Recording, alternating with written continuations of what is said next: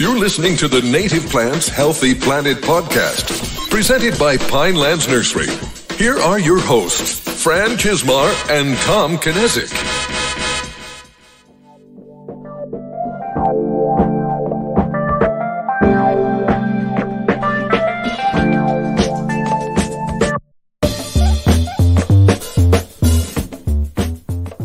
I am so proud of this podcast. Welcome back to the Native Plants Healthy Planet podcast presented by Pinelands Nursery. I am Fran Chismar. And I'm Tom Knezik. And Fran, I'm really proud of this podcast too. We've talked about that a ton on old podcasts as well, how proud we are. But I want to know, what are you referencing this time? It's a lot of reasons. There's actually a lot of reasons I'm very proud of this, but we only have time for one. All right. So well, I'll get give me the wow, one. already keeping me like on target.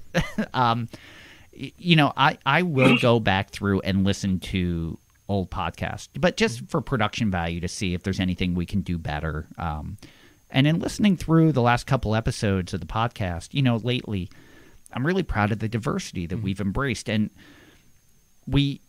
and that was a goal from the beginning, but I feel that we've even gotten more diverse as it's gone on. We've spread that circle larger and larger. And, we are making an argument for native plants, and I really feel if you want your argument to be credible, you kind of have to be objective to all sides of the story. And I feel that I feel really strongly actually that we've done that because there's so many different angles at play, and we're willing to shed light to all those angles.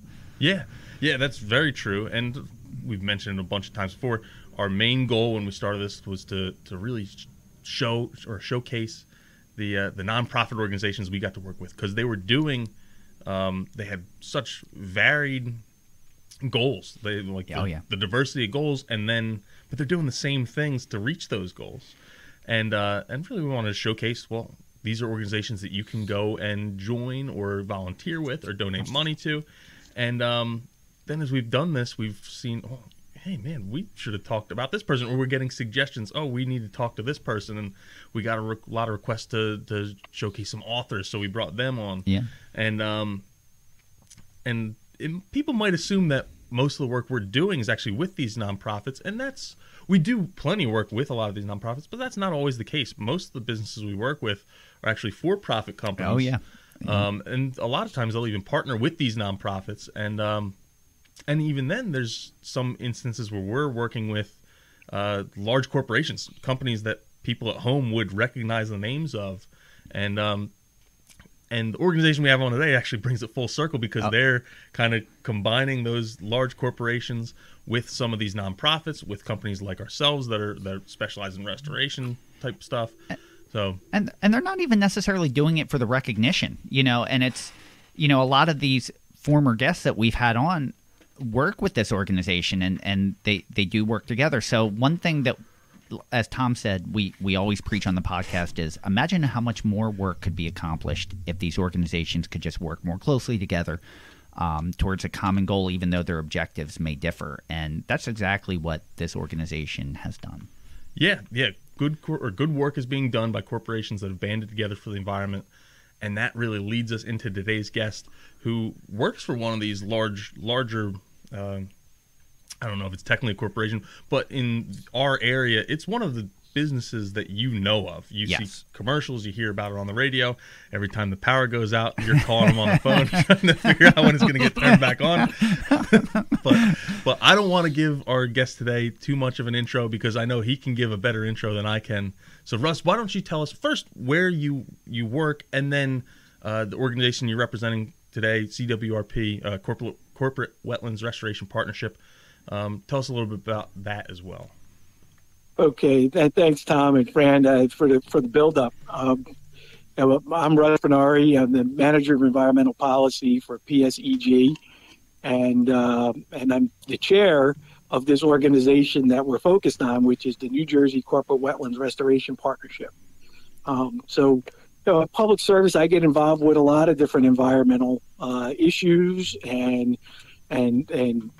work across with a lot of organizations.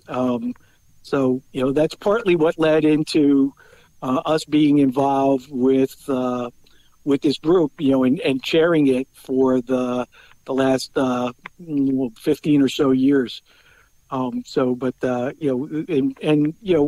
We've done a lot of work and interacted with Pinelands Nursery.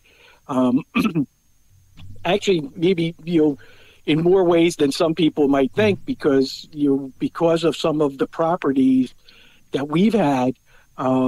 You've actually used some of the areas that we have to collect seeds to grow Spartina for other projects. Yeah. And as well as then giving it back to us to use on projects that we do, whether they're, mitigation projects or some of the, projects that, partners are doing along the Delaware Bayshore, where they're then replanting Spartina grass in those marshes. So, there's a lot of interaction between, as you said, between organizations. Go ahead, Fran. No, I was just going to say, which is what we want. I think that's what we all want, and I think this is a prime example of that. Oh, and I think it always existed to a level. A lot of it was done in the early years that I was involved. There were efforts to do statewide fundraising and programs to get bond acts in to protect open space and to buy open space as part of the, it was the feeder into the Green Acres program.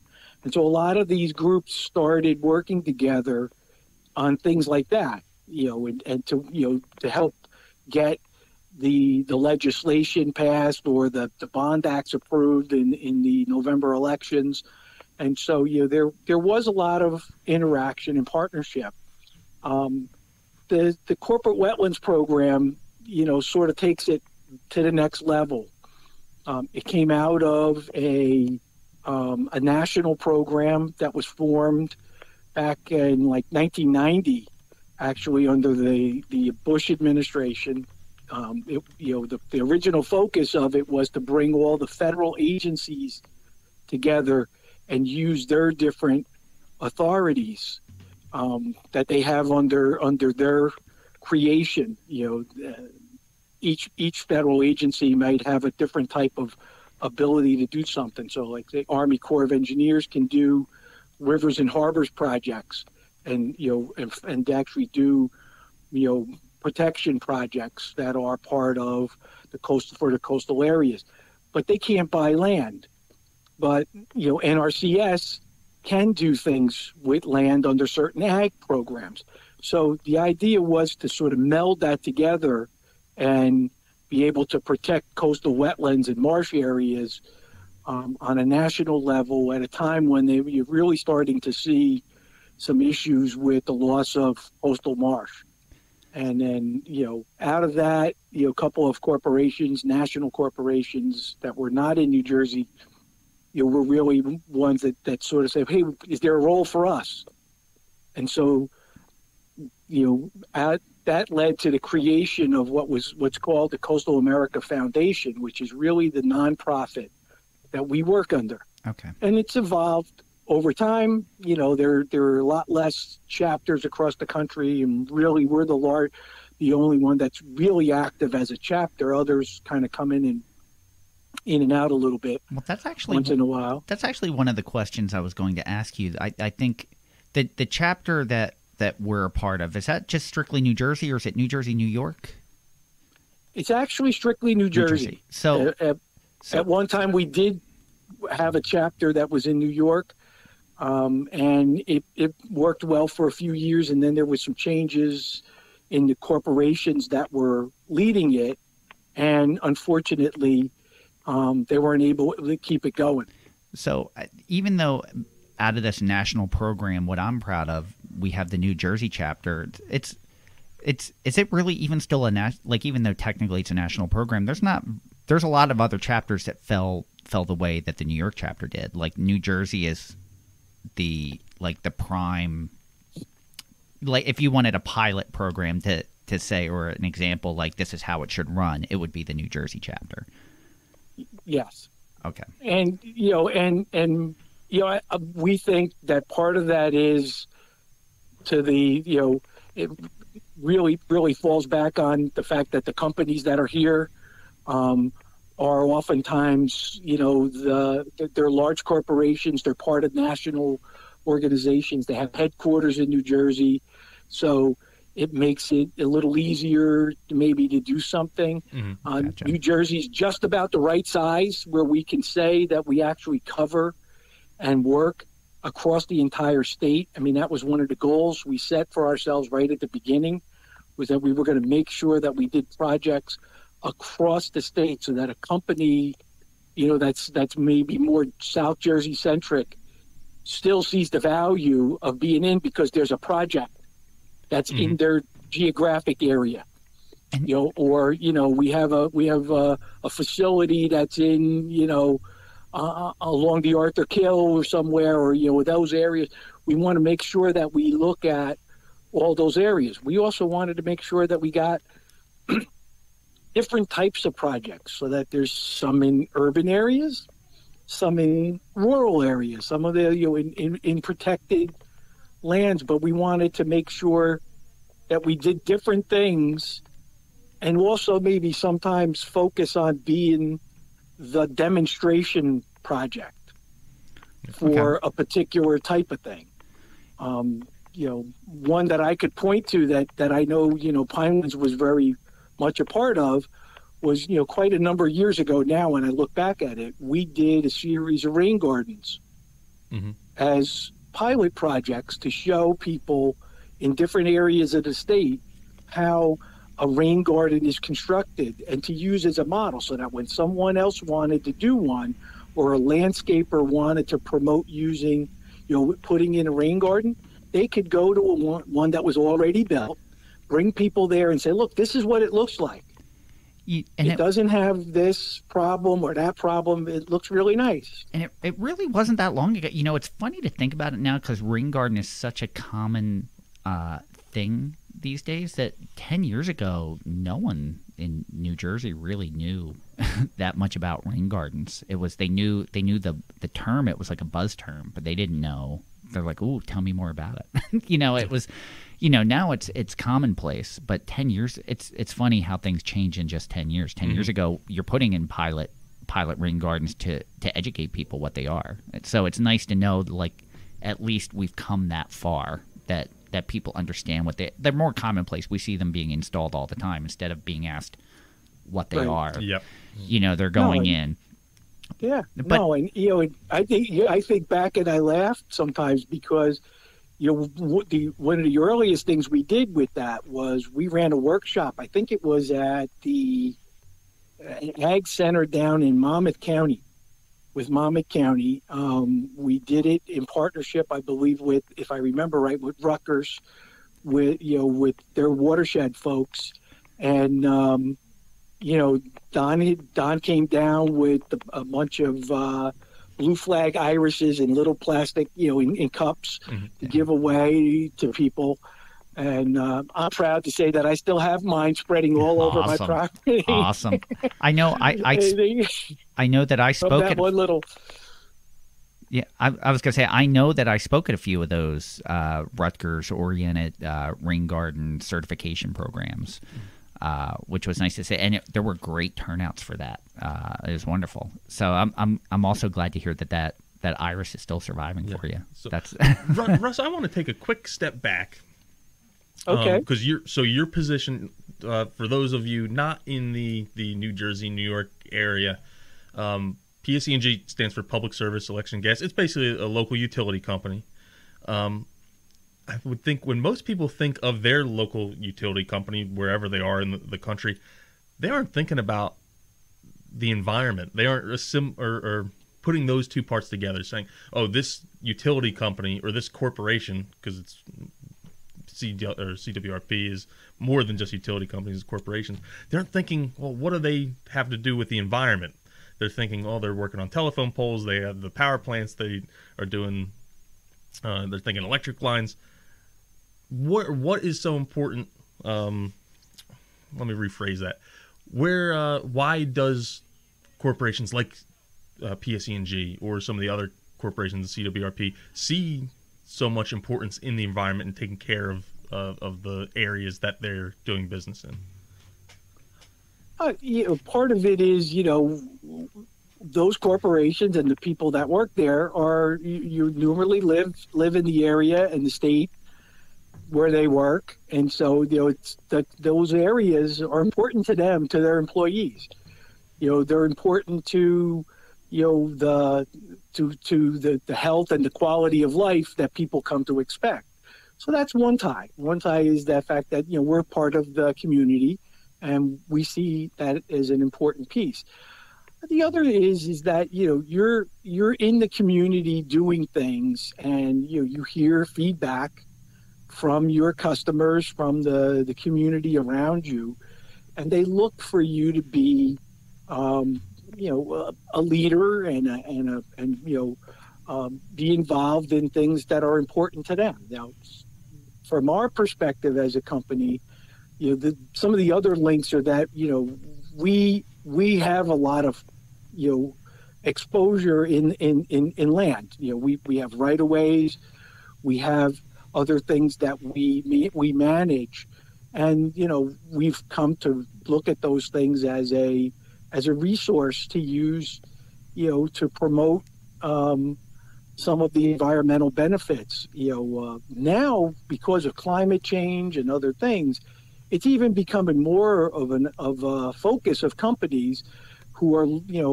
are being looked at to be leaders, to take the right actions and engage on issues that are important to their investors, to their communities. And so that's why people get engaged. It's important to them to be part of the communities they operate in and they serve. So I think that's a big part of it. And we've been involved with a lot, like I said, with a lot of other things over the years, working with the conservation groups on open space issues, and this is sort of a continuation for us of those types of things. We worked with a number of these organizations to do projects, but CWRP is the special thing about it is that it's really there to sort of be a network, and also to be able to help maximize the value that we get out of federal investment in environmental projects. Mm-hmm. And so that's where the corporations kind of help fill the void by contributing. They're helping to find that match that a federal program might require. Almost all of them do. Yeah. When you go to a CWRP meeting, it's very well represented. Big oil's there. There's energy companies. There's nonprofits. There's small companies like us. So it's very diverse as far as who's a member and who's a part of it. What does an organization have to do to become a member of the C? What are your not requirements, but what's expected of you when you become a member of the CWRP? Well, I mean, part of it is a cash contribution or in-kind services. So that's a big piece of it. And depending upon the size of the corporation, larger corporations, we have an amount that we use for larger corporations, smaller corporations. They can mix it. We have some of the consulting firms that work with us, and sometimes part of what they're contributing is they're participating. Someone from their organization participating as part of the project review committee that evaluates the projects. So they're giving in-kind service in their time to evaluate the projects. Sometimes they actually get involved with a particular project and an organization to help design the project.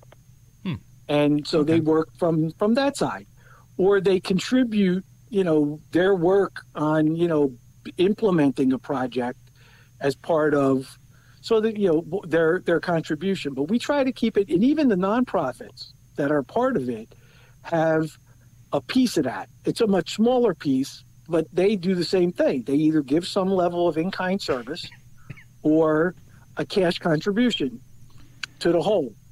And so, that's the only groups that really don't contribute cash in any way, are really the agencies themselves. Okay, gotcha. But some of them actually do quite a bit of in-kind, whether it's, participating in evaluating projects, or contributing their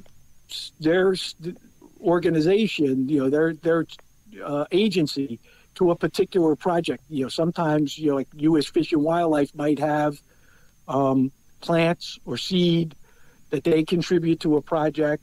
They might do some evaluation on a particular project. Say we're trying to restore fish passage. They might do the evaluation of the stream to say, oh wait, there are fish here that there's shad at the base of this dam. If we remove the dam, it's a pretty good chance the shad are going to go back upstream, which we've seen in a couple of cases. We now have 2 tributaries on the Delaware that have migratory fish going back up their streams because the dams have been removed.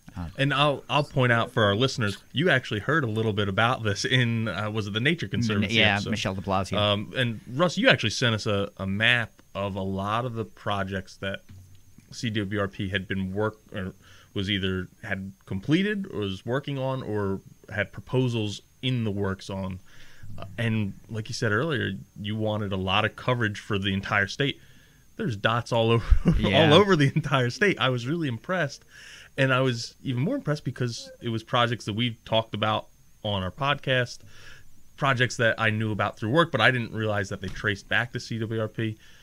What are some of the big accomplishments? Well, I guess they're all big accomplishments. What are some of your favorite projects that CWRP has been a part of in the state? Are there any that you're really proud of? We facilitated that or a part of that? It's hard to pin one down. There's been a wide range of things. I would look at something like the Columbia Dam, where the Nature Conservancy removed on the pollen scale, and say, hey, that's a major accomplishment because it was a big dam. It was the biggest dam in New Jersey, if I remember right. And so, that's a major accomplishment. But from a financial perspective, that was a multi-million-dollar project, and we were a relatively small piece of it. What Barbara likes to say, about it is that, we were in first. we got them going, and she, because of that commitment, it helped her get other things. Now you're referring to Barbara Brummer. Barbara Brummer, who's the executive director of the New Jersey Nature Conservancy, if I remember correctly. Right. Okay. Yes. And so, but we've worked with things across the state. We've had projects happen that started out in discussion as CWRP potential projects, where folks were doing the on-the-ground work because we had an interest in participating. Really? And sometimes there were delays. And then something else came along and fully funded those projects. So we never had to put any money in at all. But, got feedback from the federal agency involved. And this, in one case, it was U.S. Fish and Wildlife in the New Jersey office that's led by Eric Schrading, where other funds came about, and the state of New Jersey was able to take those funds and contribute them to doing 3 dam removals on the Raritan River, but we were, the thought of doing those projects came about because we were looking at projects where we might be able to remove a dam. Mm-hmm. Yeah. And so, we talked about it with DEP and U.S. Fish and Wildlife. And then for a variety of reasons, the folks that had the ownership of the dams, well, they weren't ready yet. And then when they were, there was money available that didn't require us to do anything. Okay. That's great. I think I take as much pride in those projects as I do in the ones we actually funded. And And I love the fact that a lot of these projects, like Tom said, are projects that we've talked about with nonprofits on this podcast, and the listener gets to kind of hear behind the scenes, like just how these products, we don't often go into, the story of how these projects come about. Or what their story is and how it came to fruition. So it's kind of nice to hear that sometimes this is just some of the, when you go to a CWRP meeting, it's not just what's impressive about which companies are there. It's really a who's who of the top conservationists in New Jersey. It's an impressive group of people all sitting around a table. And for us as Pinelands Nursery, we're one of the, as a company, we're one of the runts of the litter. We're relatively small compared to some of these bigger corporations, but we kind of get to sit at the table with these powerhouses and still have pretty much like the same vote, which is really satisfying to be a part of what's going on. Well, I think you're sort of downplaying yourselves a little bit, because there have been very many projects that have gone on, that are on that map, that have a Pinelands Nursery linked to them, whether it's plants or seed or variety of things that you've contributed over the years. There's plenty of links to it, and I think that's an important piece, because some of the times, some of the demonstration things, the one that comes to mind, that I know you guys have contributed to more than once, is the maritime forest in Bradley Beach. Yeah, it's not a big forest, but it's in the right place. It's an important in many forest ways for migration. I mean, that's an extremely important forest, and it's important because it gets a lot of views from people who are now learning what a maritime forest is, because they go to the beach and they stop by the spot and they read the board that's up, the education board that describes, hey, this is what a maritime forest does, and these are the types of birds you'll see here, here's the types of plants that are here, and what it means. And it's a representation of, to some degree, what used to be much more widespread along the Jersey coast, and to some degree what we also want to see in the future. We want to see more of that restored or created or protected, and I think this is an example of how it can be done, and it can be done in an area that gets a lot of traffic, gets a lot of visits over the year. There's an awful lot of people that go to the Jersey Shore, and that's Bradley Beach is one of those popular spots. So, I think it shows that you can do things and have people interact with it and have it survive and be successful. I think it's funny that you actually bring that project up. First of all, before I get off topic, I just want to say, for what you just said, thank you. And also, that says a lot about Don Knezik and his vision when he did this. I don't know Don to have ever said no when asked to contribute or be a part of that. I don't even know if that word is in his vocabulary. So, he did it truly for the sake of wanting those things to happen and get done, without what it meant to us. Just he felt that those things needed to happen. So that speaks volumes about the foundation that this nursery was built on. I can honestly add to that, Fred, and say that the only time I've heard the word no out of Don is when he said, "No problem." You can do that. That's it.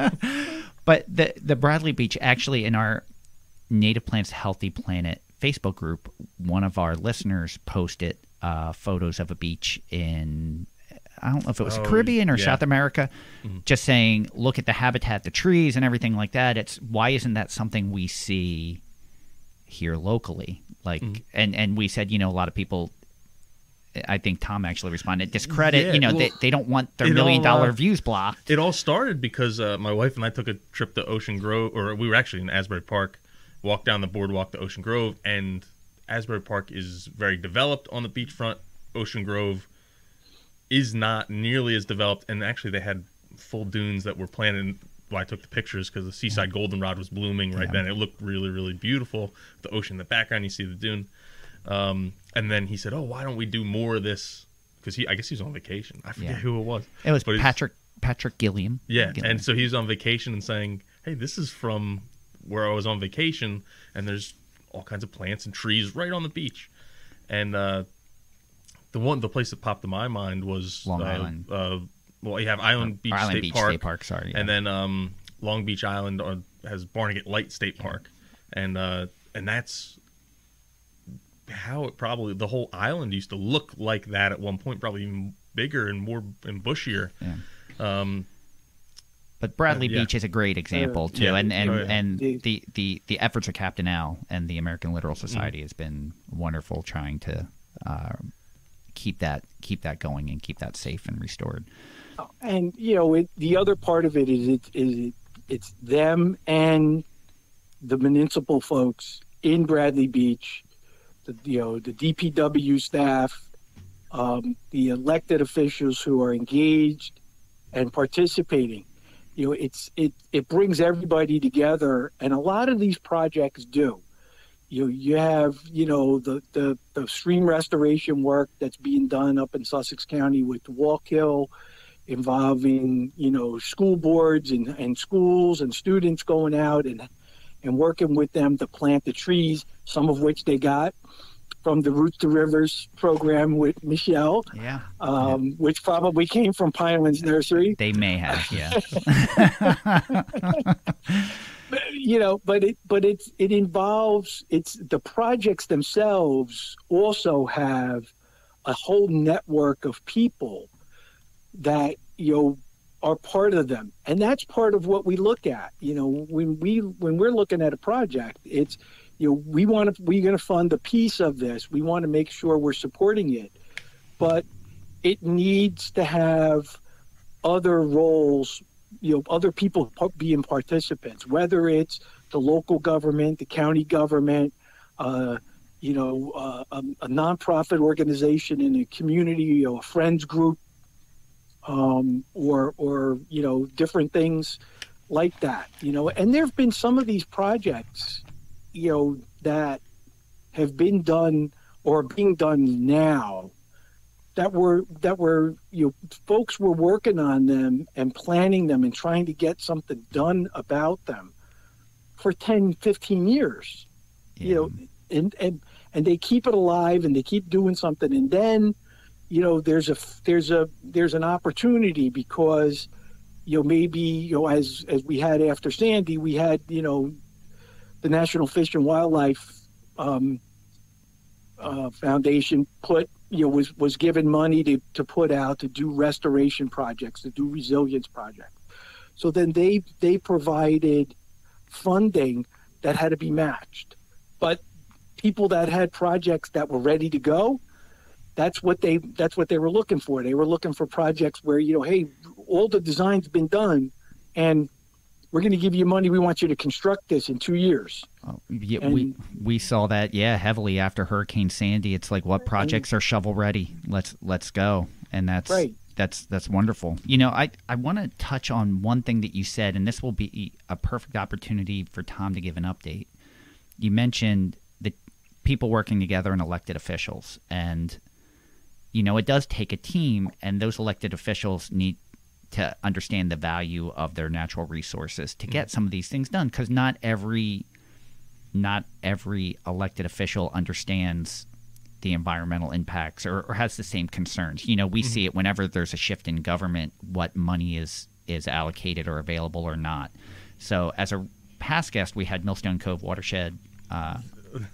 Crash Creek Springbrook. Oh, sorry. You've been saying that in the office too. I keep doing it. But Crash Creek Springbrook Watershed. Crash Creek Spring Hill Brook, and during that episode, we were actually talking about some of the local politics that were going on at the time, how our town had gotten rid of its environmental commissioner. I think at that point it was trying to, I don't know if it was successful yet.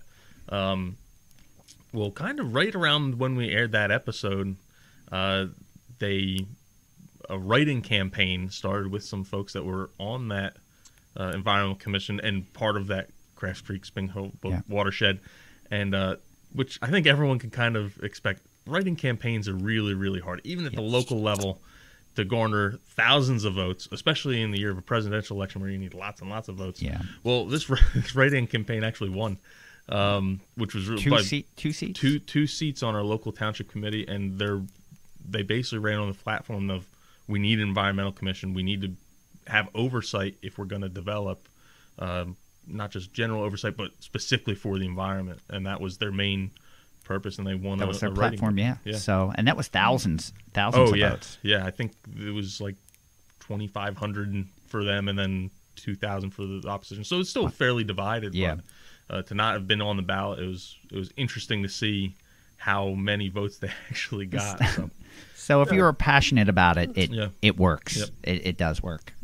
So Well, the interesting thing that brings to mind is you wonder if the fact that there were so many, it was really a mail-in or a physical ballot that people had to deal with that really supported that kind of write-in thing, because people had it in front of them instead of being in a machine where it would have been tough to write a name in or whatever. You would have been different.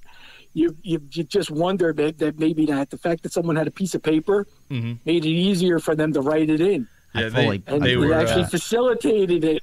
It was that having that piece of paper in front of it. And I think it was like a week or right around when they first started sending ballots out. Their campaign sent out a mailer that said, "This is how you write it on the ballot." So it really gave people. I think there was only a handful of misspellings. People got it right, and it was because they had the time to handwrite it on the ballot how they saw that it was supposed to be written. So I agree. Russ, is there, just to I guess get back on topic a little bit, is there like an acreage amount that you can say that CWRP has attributed to restoration or mitigation? Like I know you have spots all over the state. Is there a land value as far as how much impact the CWRP has had over 25, 30 years? I don't know that I have an updated number. We do look at stream miles. Okay. And at one point we had a matrix, but I was just looking at stuff on the website and realized that's one of the things we need to update. We've updated the number of projects, so we are looking at the number. We're right around 50, 51 projects between those that have been completed and those that are currently in process or starting up. Wow. But the acreage, and sometimes the acreage is really small. But we do look at it. And I'm taking that as an action that we got to look back and go back and tally that up, as well as the stream miles restored and whatever, and those pieces, because that's one of the things we sort of look at as a measure. But I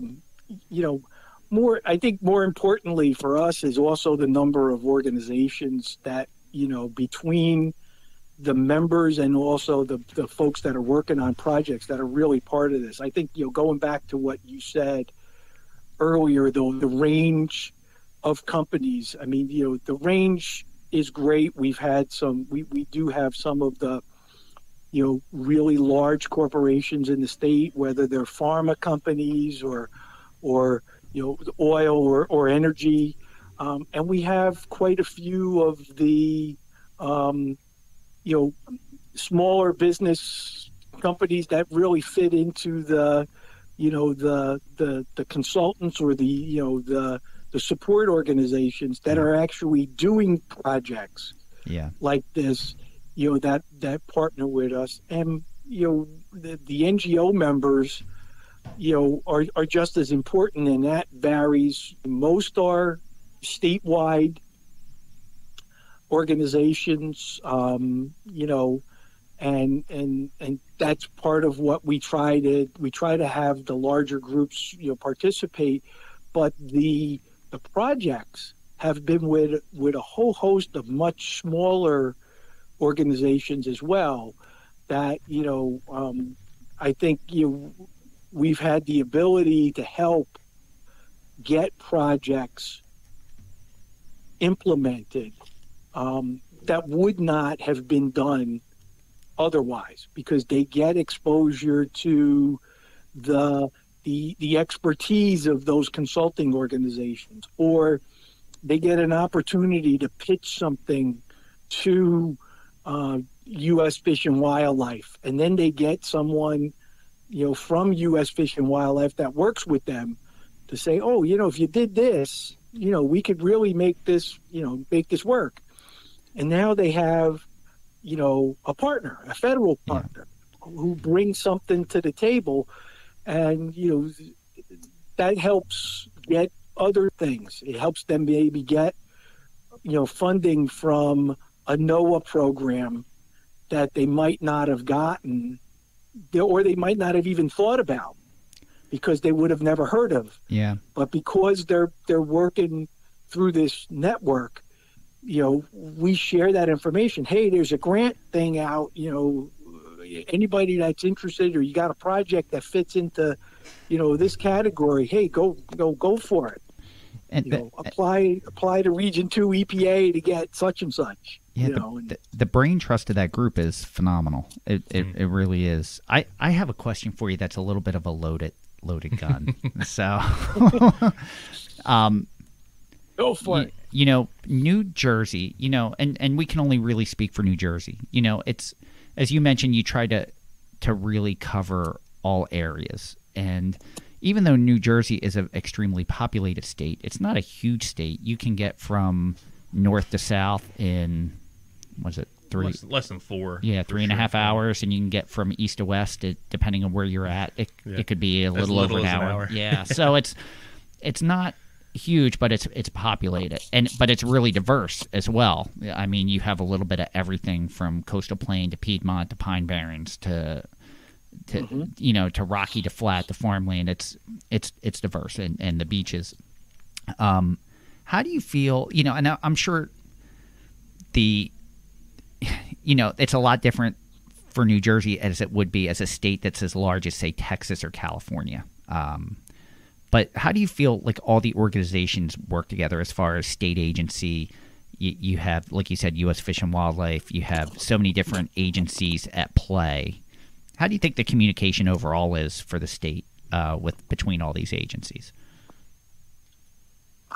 My experience has been great. I mean, we generally, at least from the things that we're doing with CWRP and related type things, people engage quickly. I mean, with COVID, and dealing with this pandemic, we've been operating virtually for meetings, and we've had, as many or more people participating. Wow. I think in some cases it's actually been easier because people didn't have to drive from if we did something in the northern part of the state from the south to come up to the meeting. So everybody is engaging and participating. But we've also done things where because we try not to meet and use up people's time a lot. We meet 3 times a year. In between, if a project comes up, and I'll send out an email and say, hey, we have this project.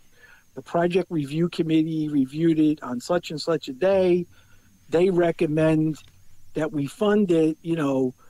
Please respond and vote and let me know.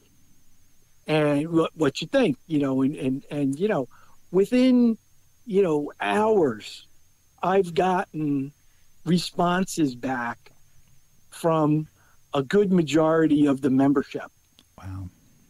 And not just, yes or no, and almost we rarely get a no because, it's most people, if anything, people ask a question rather than say no. Gotcha. But they'll also say, hey, this sounds like a really great project.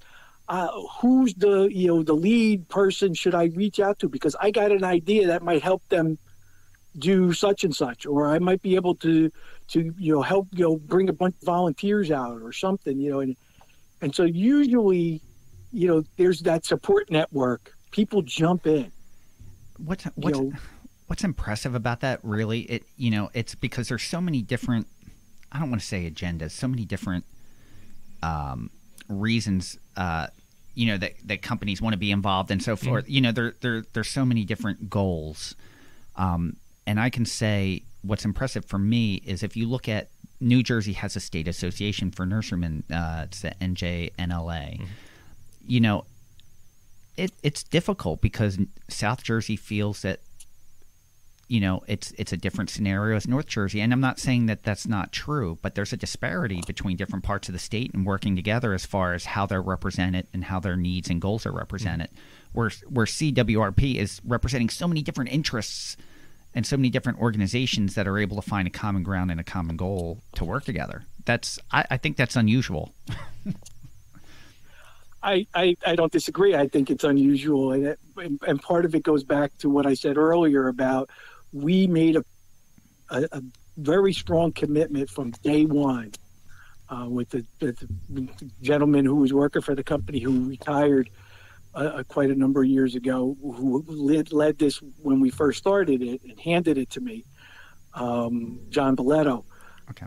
We made a point of really saying, hey, we have to make this a statewide thing. We have to look for projects. So when we started asking the DEP, folks at DEP in the natural resources, side of the house, and the representatives from U.S. Fish and Wildlife and from the Army Corps of Engineers. There were two people at the beginning who were really one from EPA and one from the Army Corps. Mario Del Vicario was at Region 2, and he was the head watersheds and wetlands. And then John Wright, who was the environmental chief for the North Atlantic Division of the Corps of Engineers. They were the federal leads for the federal agencies in the region. But they were very engaged, and they helped go out and identify projects of different parts of the state to start with. And so, that was one of the things, we made a conscious effort to do. And it led to, I think, people feeling comfortable that I may not necessarily have an interest in that project up in Sussex County, but I have an interest in the same type of project down here by me in South Jersey. And so, that's a good thing. They see it. And then, little by little, the group kind of built itself. Yeah. Mm-hmm. And people sort of, really get engaged. They want to hear about the next project. They want to know that things worked. They want to share the information. Oh, if that worked up there, because you think it could work over here, can we do something like that? Or, how do we find out about it? And somebody said, well, Leo, let's talk about it afterwards. And, they get together and, 6 months later, there's another project that comes across and they say, hey, we got a new project that was, and it's sort of that, dynamic of everybody wanting to really see things happen and be positive about the whole state because they're engaged, in particular areas around them and what's important to them and to their company or to their organization. And yeah, let's be honest. These things aren't easy to get done. Mm-hmm. It's not like you could sit around the table, be in agreement, and then just start a project and make it happen. Like, there's a lot of working pieces. So I would really love our listeners to take that away from this. It's when you go to a restored site and you're enjoying it, think about all the moving pieces that had to happen to make that project occur. It's not always just one organization with a thought. It's a lot of people and a lot of red tape sometimes in order to make some of these things happen. So the fact that the amount of projects that you've able to been a part of, even if it wasn't financially, is really significant.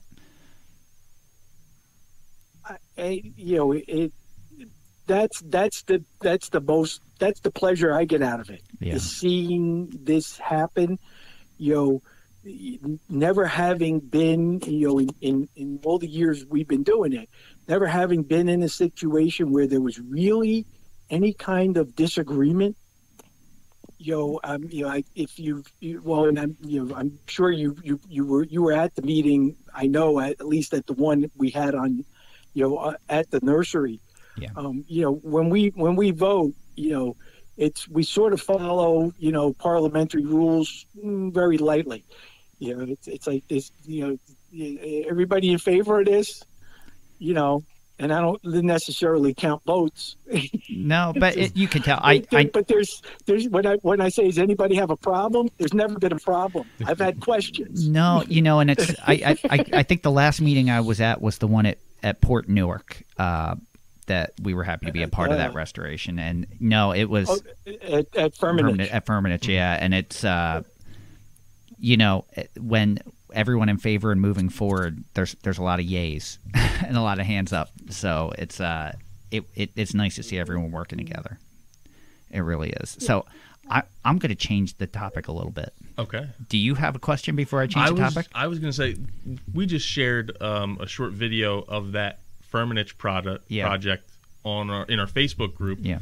And going back to what I was saying in the very beginning about some of these corporations that you wouldn't associate with the environment, ecological restoration. Firmenich is a Swiss-based, I think, but they're flavorings and flavorings and fragrance company. Fragrance, yeah. And they went out of their way and did this big restoration on the waterfront of the river they're on. Port Newark, and they went over and above. They weren't required. They were, they had trouble doing the right thing. They were having trouble getting approved for doing what they wanted to do because they didn't have to restore that to the way that's restored, and that's a thing of beauty. And the fact that all of their employees planted that. Yeah. They had a day off where the employees came out, they planted it, they had a big barbecue, and then they get to enjoy it. Yeah. And Fran, you helped plant. I did help plant. I did help plant. You didn't know he was going I didn't to plant. know I wasn't dressed to plant, but I did help plant. So I could say I was a part of that planting project too. But that's a company that wanted their ears were open and they wanted to restore that to as close to as a working ecosystem as it was before. And it's a company that really didn't have a place in doing it and didn't need to do it. They went out of their way to educate themselves, educate their employees, and then go and do this. And that's kind of what I've seen with CWRP. I mean, a lot of Blaine Rothhauser at GZA did great work there. But not only that, they got their employees involved and made them more environmentally conscious because they enjoy it. They know what it was like beforehand. They see where it's at now, and they appreciate the goldfinches and the migration and the butterflies that they see now that they didn't see before. And it changed perceptions of a whole lot of people. And the interesting thing about that, and they're not the only corporation on our membership who have done things on their own properties, which CWRP does not do. We don't focus on the properties of the members, the members own. The properties that projects we're doing are on mostly public land, and or owned by the NGOs or whatever. But many of the companies, ourselves included, do projects on our lands, or and that's we do stuff with our employees. We do stuff with some of the organizations. I've done work on certain things. We've done stuff with folks like that, and so it's a mix of things. A lot of the corporations that are doing it and looking at it understand that they might have a piece of property that's a connector, or that's they have people that learn what the value is of the corporate property, and then you have employees that really take an interest and want to participate, and they maybe want someplace to go for a hike in the middle of the day if they're on a property that has that space, and rather than walk through a bunch of mowed grass, going through an area with a trail that's along a meadow or whatever, they get to see wildlife, that you wouldn't see on a manicured, campus. And so, that's it's something, it improves them, and companies have come around to realize that's a value. Yeah. That Totally. they're to them, because it helps their employees. They're happier in their work, and so it's a positive. I think what's most impressive for me about this whole topic is that it's not like this is your full-time job or anyone's full-time job. This is all an organization that people are members of on the side. Like, this is above and beyond your workday, which, not everyone has the time to invest in that personally. Yes, some of it happens during work hours, things like that. But this is a big commitment that people take very seriously, and they do it on their own. That, to me, is an impressive thing. No one's being made to be a member of this organization. They choose to be a member, and they choose to be active. So that's you've been involved how many years? Me? Yes. I've been involved at some level since the beginning. So we started in like 2003, 2004. Wow. We first were asked to join the national program.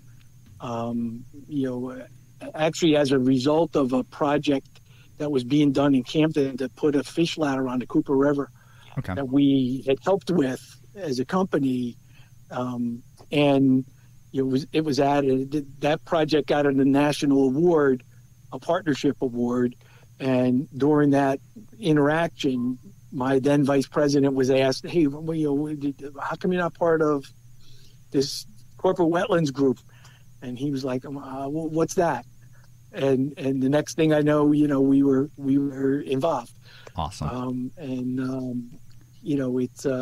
It started out a little smaller, and as we go, more and more companies, as they hear about it, are interested, and they join and participate. And there's been a few that have, for one reason or another, they moved out of state, or they merged with other companies over the years, and so you lose a partner here, you gain a partner there. Do you know how many members there are, roughly? I think the corporate members were at around 30-ish. Okay. And then the NGO members is probably more in the range of 20. Okay. All right. Awesome. And then there's some business associations. So there's like 5 or 6 of those. Awesome. And then the federal, and then the government agencies. It's more than federal, because it's we have multiple, the regional, state, and one of the newer ones is actually the Navy. Oh, wow. In the form of Earl Naval Weapons Station and their folks, and the projects that they're doing, resiliency stuff, and they've become a very active partner.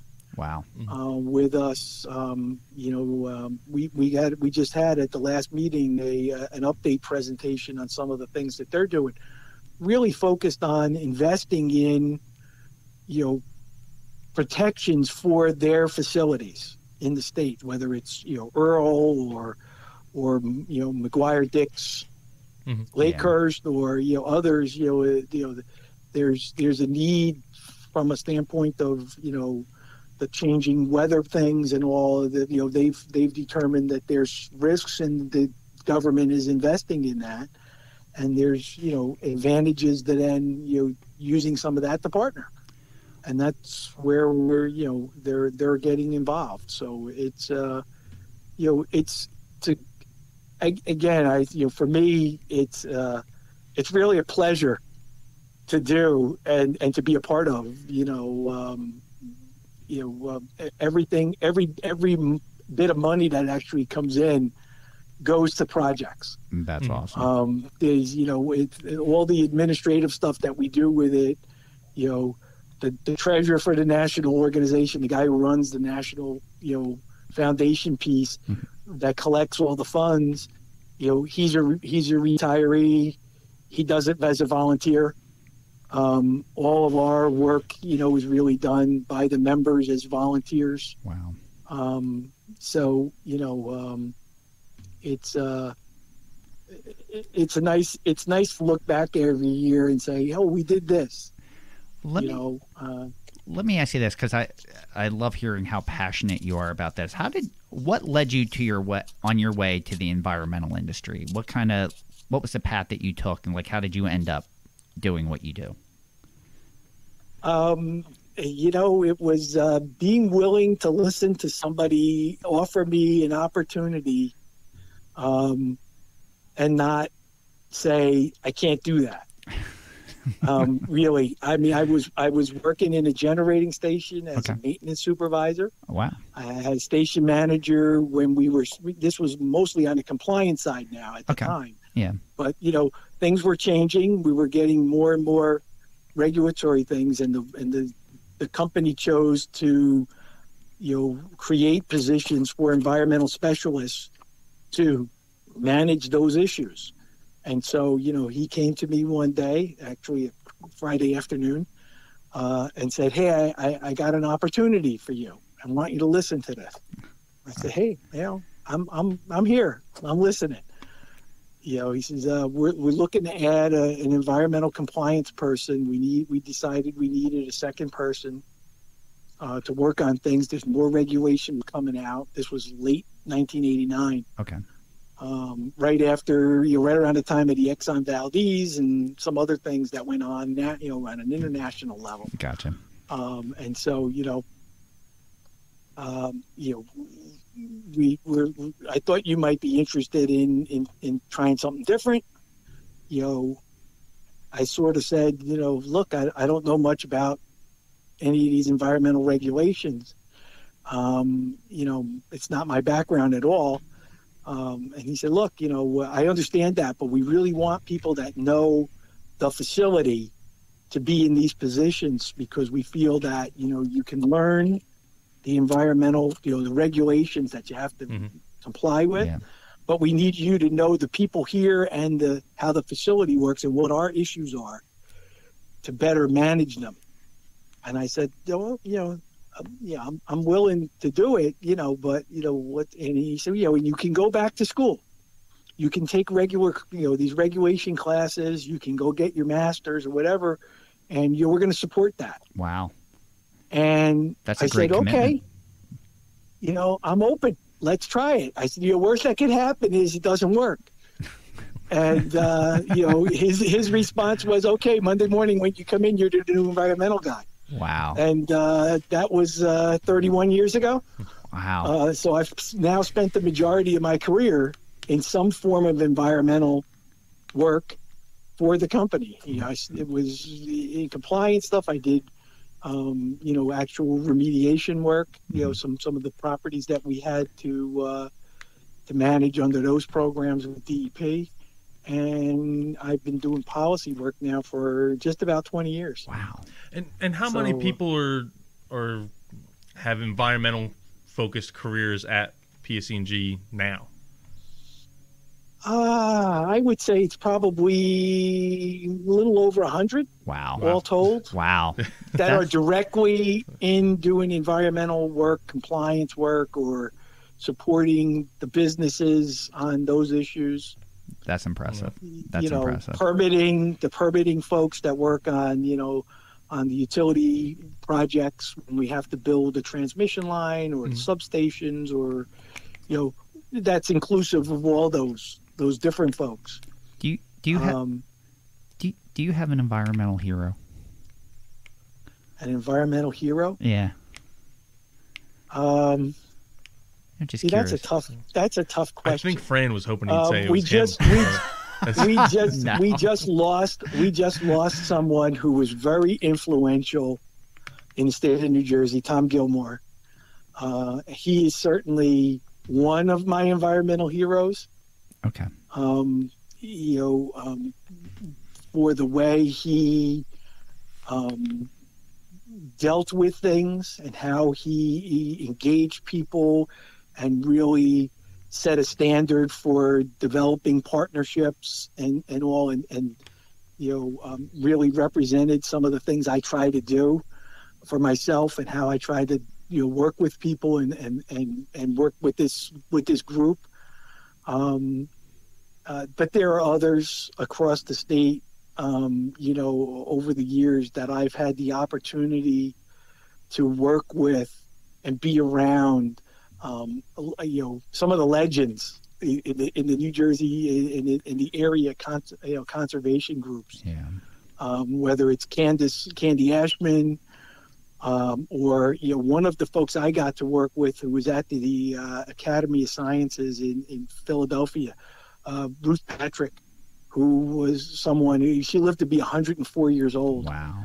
And was this relatively diminutive person, height wise. She was really petite, fireball.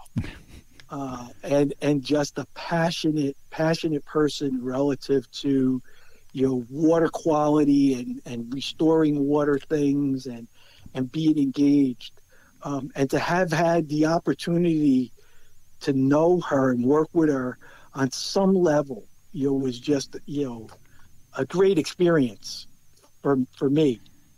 And there have been others that I've had the opportunity to work with, and that I would have never even had, the thought of ever knowing or meeting, but because of what we do and the types of things that we do with these programs, or the work programs that we do, the work that we did on the Delaware Marsh projects, and the people that were part of that, it's just been a great opportunity, and I look at those people and say, wow, I got to work with that person, Wow. And they're nationally known or internationally known people, and they had a major impact on the environment in New Jersey and in the region.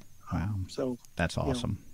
That's awesome. How do you feel, in retrospect, the environmental industry has changed over the last 30 years?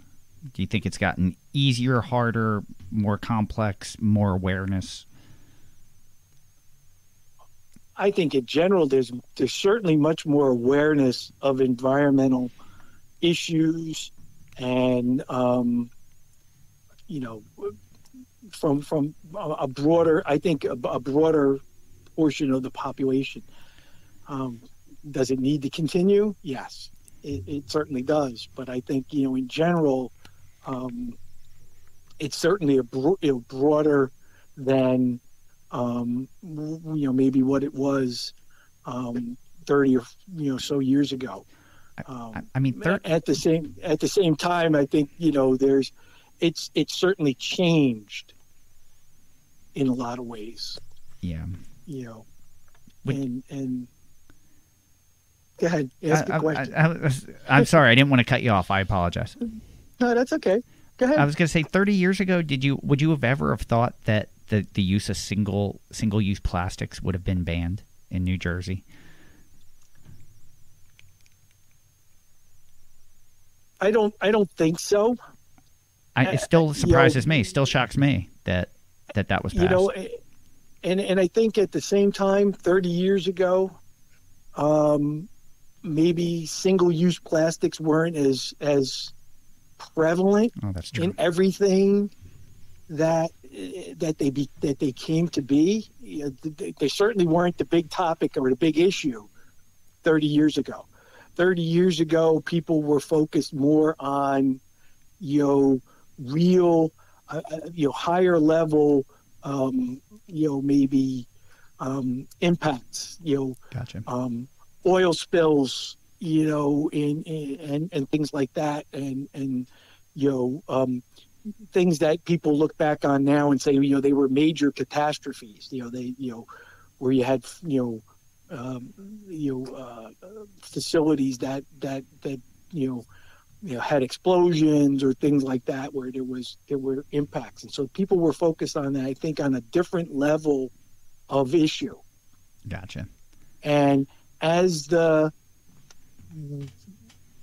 efforts have gone forward by, the government and by, the communities and by NGOs and others to work on some of those other things, new issues and a greater awareness of impacts of other things have come about. Yeah. They've come to the forefront. So now people look at plastics, and we're starting not just to look at the trash and the plastics in the ocean from that level, but we're looking at it from a standpoint of, microplastics and, things that you can't see that are out there in the environment. And it's the same thing with how you look at chemicals and things like that. What you're looking at it's gone from maybe like whatever you would say gross level, where it was really obvious to things that you're looking at that you're now measuring at a much smaller level. Even things that we worked on before, like lead, where you were looking at lead in paint chips. Now we're looking at lead that's dissolved in water. And is it's a whole different order of magnitude. Lower. Yeah, like everything else, a lot of these times these things are introduced into our environment. We don't know what the repercussions are going to be. Like you mentioned, lead or asbestos or so many other things. Tom and I were actually just talking, thinking back with our podcast with Doug Tallamy. I kept thinking about the whole inchworm thing, how you were saying, like, as kids there were a lot of inchworms, and I totally relate to that. As a kid there were a ton of inchworms, and I kept thinking, like, why? I'm like, well, we did have the DDT truck that would come through our development with the cloud of smoke that you would ride your bike behind.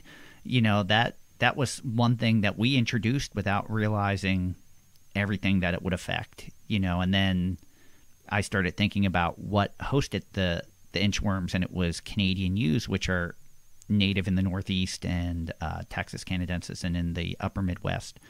And, they were all over when I was a kid, and now you don't see them because once the deer population, when I was a kid, the deer population was in check. Now that the deer population is not in check, they eat yews. Nurserymen don't want to grow yews because the deer eat them, and it's something that's missing from our environment now. A lot of states are endangered or threatened.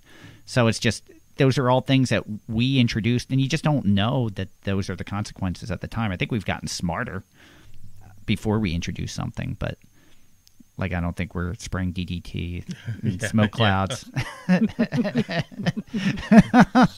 anymore. But you're right; it's on a much smaller level that we're looking at things now, and under more scrutiny, which is a good thing. So Russ, for if you had something to say to respond to Frank, go ahead. No, that's okay. Go ahead. I was going to say, for most of the organizations we talk to, they're dealing directly with volunteers, directly with the public. Obviously, CWRP is a little bit different. What advice would you give to someone who doesn't own their own company? Maybe they work for a larger company, but I think a lot of people were working for small businesses. There are other places in the country. How would you ask them to get involved with an organization like CWRP? Well, I think for one obvious way would be to look at the website, and you could find some of the organizations that are partners. Whether it's particularly the NGOs. They're always looking for volunteers, and so one way to get involved is to go to the partner organizations and work with them and volunteer to help them on some of the projects that they're doing. Also, the people, the organizations doing projects, that are not necessarily members. So you say like the group that's working, there's the Musconetcong Watershed Association is doing work on doing dam removals, and we've done a number of those projects with them. And they're not a member directly, but they've been active and engaged and participate in all the meetings, because generally, we're looking to do more projects, to work our way up the Musconetcong and keep bringing them shad further upriver, Nice. and other fish. So that's one way. You want to work, you identify a project and then go and find the local organization that's doing that project. And there's many all across the state, with that are doing those things, that people can get involved in. Some of the projects, things that folks do that come about, and I don't know that they're going to do it.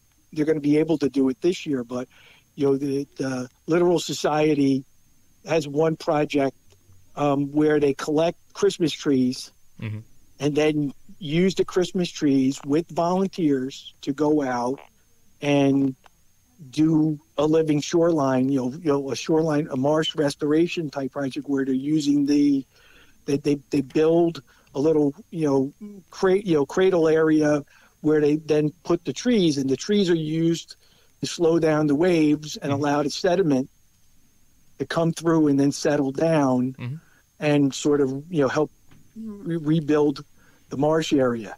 And so, there's projects like that where people could get involved, either helping to collect the Christmas trees or to go out in waders and, help put them out when the springtime comes. Or there's other projects like that. A lot of the projects, and the groups look for volunteers to help implement them. It keeps the cost down. It gets people engaged and educated as to why the projects are important. So if you go out on the Delaware Bay and you help put in, oyster castles with the Nature Conservancy, or work with, horseshoe crabs with, the Wetlands Institute, or some of the other groups that are down there when the horseshoe crabs are coming in, to help, be a beach steward. Those are all things that tie back in some way to the projects that we've done or continue to do, and the organizations that are part of this. And part of what we try to do is promote all of those organizations at the same time. And we're trying to promote people and get their word out to the organizations. And that's what happens. You get companies that go out and they grab a bunch of volunteers and they go and work on a particular project. That's in their area. We do the same thing. We support projects, and we have volunteers that go and help do things. And it's a great way to bring your employees in, get them engaged in doing things in the community. And what is the CWRP website? It's NewJerseyCWRP.org. Awesome. Very simple. Please go. Do any of those things that Rich just said, or if your company wants to become a member as well, look at the guidelines and become a. They're there up on the website, and there's a contact there, where they can, reach out to myself, or but we do follow. There's a link there that people can do, and we keep a track of that. And then when something comes in, we respond, and we reach out to folks. Sometimes it's an idea for a project. Awesome.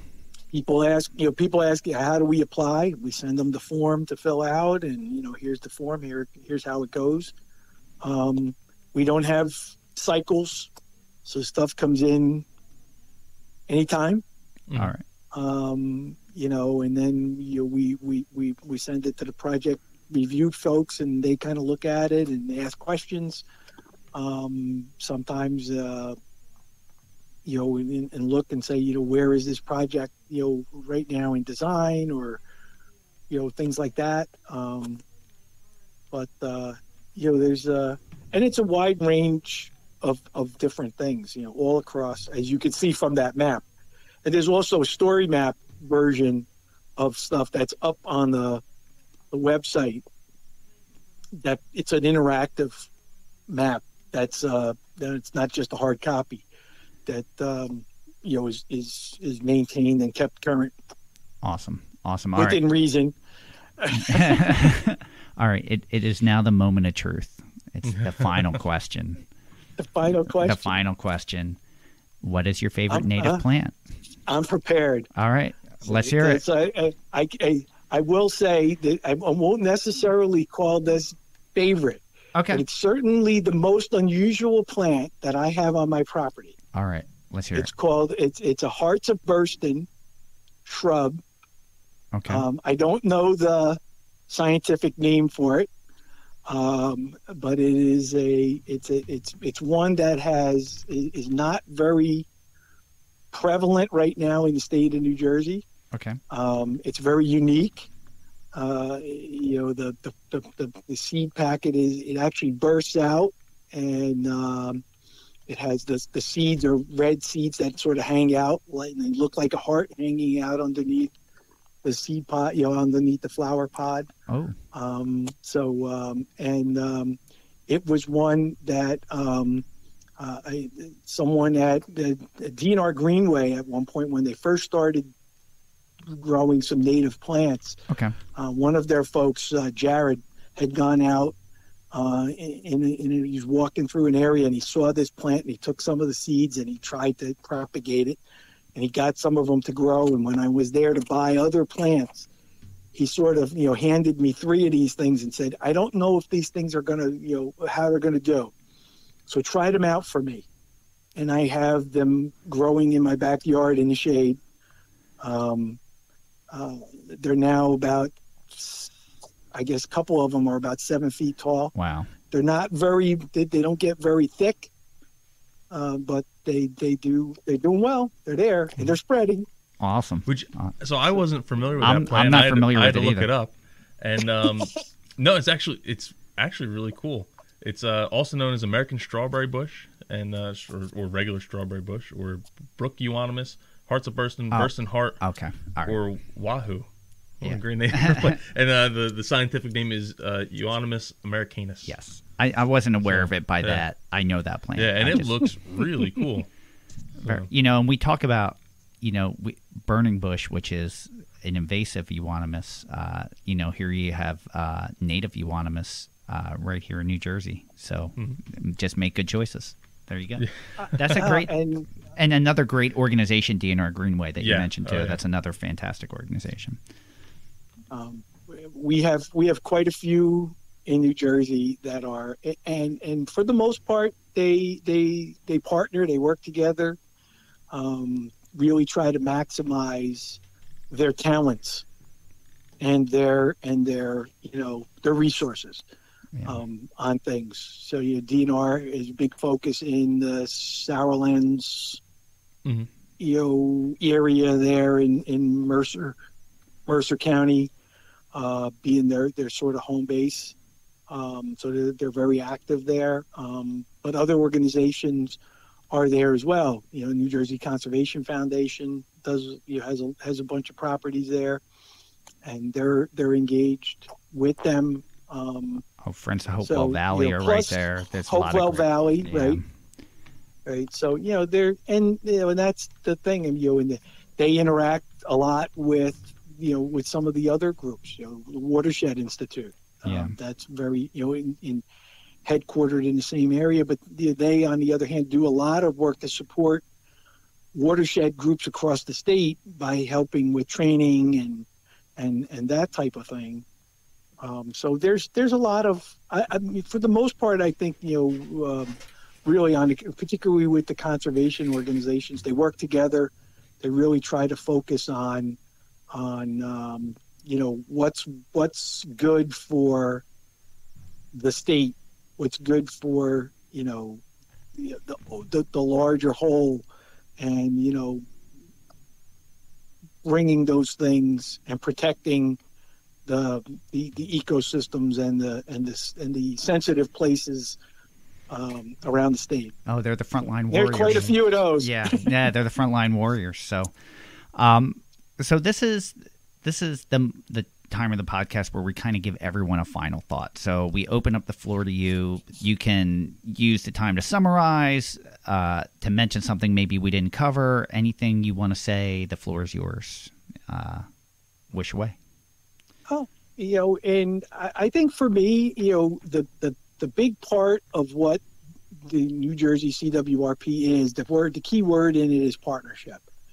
And I think, that is the thought that I would ask people to walk away with, is that you get more out of partnership, out of working together, out of maximizing all that you have, whether it's, as a federal agency and being able to bring, your programs on a national level to the state of New Jersey, whether you're U.S. Fish and Wildlife or EPA or NRCS, each group, each partner in our organization has talent, has resources that they can bring to the table, and I think we all benefit best by having that brought together and working together to achieve things, because we've seen much more success with that process than a process where somebody says, "Oh, Mom, I'm going to do this," and doesn't want to have that help, because everybody needs help. I agree. I agree 100%. Tom, do you want to go, or do you want me to go? I'm going to let you go first. All right. Well, I think just to follow up kind of with what Russ is saying too, it's everyone does need help, and just remember, because we talk always about making our circle bigger and getting more people involved. Just even though you have more people aware and more people involved, that still doesn't make the projects just happen. It takes a lot of moving parts to get these things to happen, and it comes to elected officials. It depends on a lot of things. So just getting involved and being a part of the process will give you a much larger appreciation as well of what it takes to make some of these things happen. But just remember all the moving components, and be passionate and be a part of it. Mm-hmm. That's it. Yeah, and that's a good point. What we said with the whole podcast is so many of these groups are working towards the same. They're working towards different goals, but using the same process. Yeah. So if they can work together, you have double the expertise, double the money. Like you're doubling up on all of those things. Yeah. And you're going to get both of your outcomes, or whatever outcomes the whole group wants, you're going to get out of it. But my actual final thought is actually Russ sent me some pictures last night. All right. Of his yard versus all his neighbors' yards. Oh. And it reminds me a lot of the pictures of the development that Benjamin Volk did. And Russ, that's fantastic, the picture of your yard, because I guess I'll paint the whole picture. Most everyone who's listening probably has driven through like a suburban development at some point, and you have all the houses there. There's a little patch of yard for each one. So Russ, your street kind of looks the same, and you have all these big green mowed yards, almost no trees outside of looks like the wood line in the backyards of these homes. There's a couple people who have trees in the front yards, but none of them really seem that very big. A couple bushes. There's not much landscaping outside. Some bushes, and then you go to the picture of Russ's front yard, and it's just shrubs and trees and all kinds of stuff. It's really, really cool, especially when you see his neighbor with there's like one shrub in front of his house, and that's it. Wow. So that's really, really cool. So I was glad you sent me them. And I will add that quite a bit of that.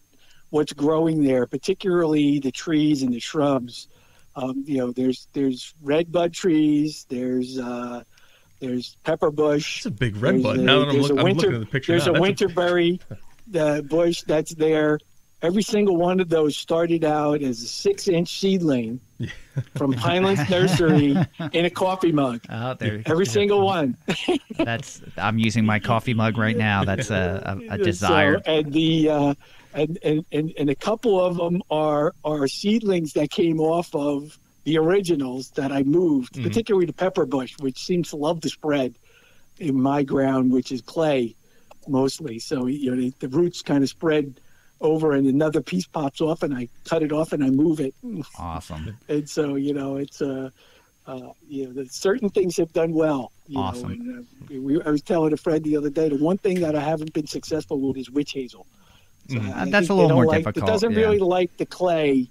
So, okay, we weren't good with that one, but the other things have done well. So, we stick with what grows, Awesome. And for our listeners that are members of the Native Plants Healthy Planet Facebook group, Russ is a member. So if you have questions for Russ, you can shoot them to him in there without a doubt. And I'll throw a plug towards another nursery too. So Hearts of Burston, if I remember correctly, Wild Ridge Plants was saying that they grow that plant. And I don't know if that's the same Jarrett that was at DNR Greenway or not. I don't know. But Jarrett at Wild Ridge, they have a Hearts of Burston there. Cool. So if you're a homeowner and you're looking for that plant and you're like, well, I'll never find this locally, you can find it. I might have to call them up because just the pictures I saw looked pretty neat with how the seed pods open up. It was pretty cool. Yeah, I didn't remember it by that name, but once you said the botanical, I remembered seeing him post that on Facebook. So check that out there. Yeah. So with that, we're all wrapped up for today. Thank you guys again for joining us. We hope you enjoyed listening to Russ Fenari from Cwrp and PSE&G. For more information about Cwrp, make sure you visit their website, which is www.njcwrp.org, not .com, .org. Yes. We really appreciate everyone taking the time to listen. And again, this is Native Plants Healthy Planet presented by Pinelands Nursery. I would love to give a big thank you and shout out to Stephen Marr for contributing the theme music to our podcast. What's it? Funky Road. Funky Road, yes. You can follow us on Twitter at Pineland Nursery. That's no S, Pineland Nursery. Facebook at Pinelands Nursery NJ. Instagram at Pinelands Nursery, and YouTube at Pinelands Nursery. We have the question and answer line. Don't forget about that. You can call us at area code 215-346-6189. I'll repeat that, 215-346-6189. Ask a question or leave a comment. If we pick your question or comment, we'll play it on a future episode of The Buzz. Yeah. And like I mentioned before, don't forget Russ is a member of the Native Plants Healthy Planet Facebook group, and we can keep the conversation going over there. Yeah. You can listen to Native Plants Healthy Planet directly at www.nativeplantshealthyplanet.com, but who's really going to do that? You're going to go and listen on Apple Podcasts or Podbean, Spotify, Stitcher. We said we're on Audible? We're on Audible now and Pandora and Overcast. We're getting a ton of listens on. So it's been cool seeing all these other networks that are picking us up. Yeah. You can even ask Alexa to play the Native Plants Healthy Planet podcast. That's what I do when I'm washing the dishes. And now that we're coming up on the holiday season, we're going to ask you guys to do us a favor. Christmas is coming up. Fran, did you have anything on your list you want the listeners to go and get us? You can never have enough 5-star reviews. And what I want is really we want to help spread this message. Yeah. So in addition to the 5-star review, if you could just tell a friend to listen to an episode, pick your favorite episode and say, hey, or an episode you think they might be interested in, say, hey, why don't you give this a listen? We want to spread this message, and that's what Doug Talamy was saying. We need to get more people to listen, get more people involved. So yeah, even just one episode or 2 episodes, it would be huge. We would appreciate that. I know that, and a big welcome to all the new listeners. I mean, this has been going crazy for us, which is wonderful. So I'd love to keep that going. But so you don't have to look at my Amazon registry that I have up for what I want for Christmas. Just tell a friend to listen. And that'll make me happy. No need to spend all this money. It's going to be okay. Yeah, it doesn't have to. Yeah, it's not the money presents. Yeah. It can just be a listener or a review. So, with that, I want to thank everyone again. I'm Tom. And I am Fran. Thanks again, everyone. Russ, thank you again for taking time out of your day. We really appreciate you spending time with us. And we'll see everyone again next time. Until then, everyone, keep it. We have a very special buzz coming up. Actually, no, they'll hear it after. They'll hear it before. Oh, this yeah. one. Oh, yeah. We already recorded it. Yeah, you're going to hear the buzz. And you're going to have a very. We'll have another special. We're going to always have. We'll have another special buzz for you. We're trying to do one every other one, but we'll see everyone again next time. Until then, keep it native.